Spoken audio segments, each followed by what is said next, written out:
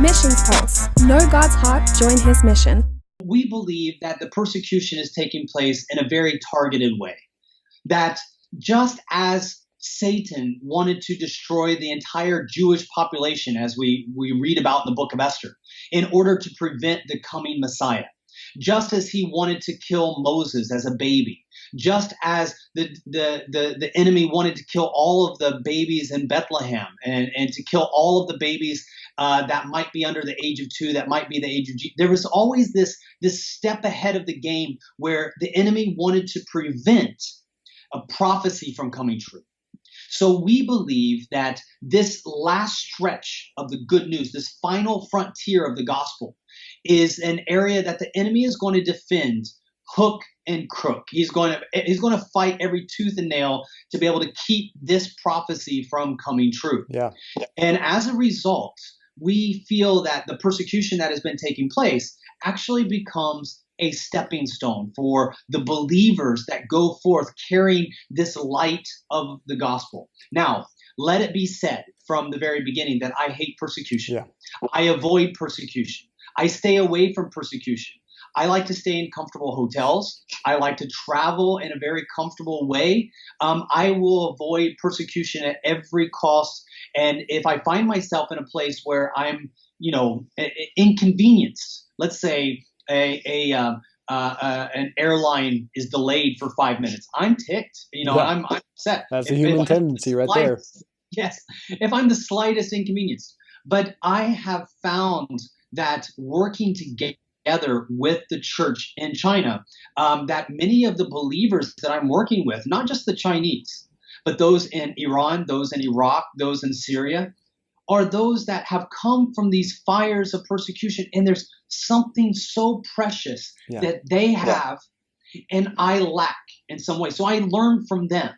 And that persecution, I believe, has prepared them for a special time in history that I'm seeing right now in the completing of the Great Commission. Now, we are seeing the most persecution in China right now that I've seen in the last 2 decades.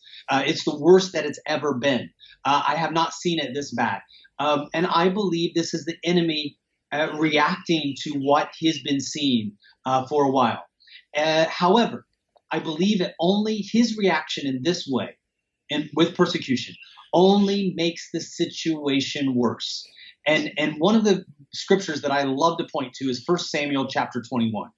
In 1 Samuel chapter 21, we see a really cool story. It's not one that's known by a lot of people, but we see that David is on the run and he left without his sword. So he finds himself in a place where he's talking with a temple priest and asks the temple priest, is there a weapon here? Is there a sword or a spear?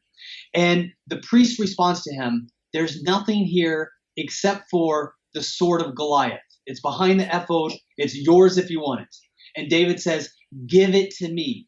There is none like it. And then he takes that sword, chapter 23, 1 Samuel, and defeats the Philistines. We believe that just like that sword of Goliath that was supposed to slay David, the carrier of the genetics of that was supposed to lead to the Messiah, just as that sword was supposed to kill David, but then becomes the very tool that's put into his hands to kill the enemy. We believe the same is in China today, that the very thing that's used to destroy the Chinese church or the church living in the area between China and Jerusalem, the very thing that's supposed to keep them from wanting to be believers, the very thing that's supposed to wipe all of Christianity off of that part of the map, becomes the very thing that God puts into the hands of the believers, like the sword of Goliath, to fight the enemy. It becomes the very thing that was supposed to destroy them, becomes their testimony. And that testimony is so powerful. It's so effective. And it's been an amazing thing to witness. But I want to be very careful when I say that, because though I can glorify it, I promise you, I don't want to be a part of its repetition. I don't want to see it repeated. I will be the first to pray against persecution. Yes, yeah. I will be the first to pray for the favor and grace and protection upon the saints of God and upon myself. But unfortunately, I have found it time and time again that revival and persecution are somehow connected in such a powerful way, all the way back to the New Testament and the beginning of the first century church. Missions Pulse. Know God's heart, join His mission. This podcast is powered by Within Reach Global. Subscribe, watch, and listen on YouTube today. Visit missionspulse.com.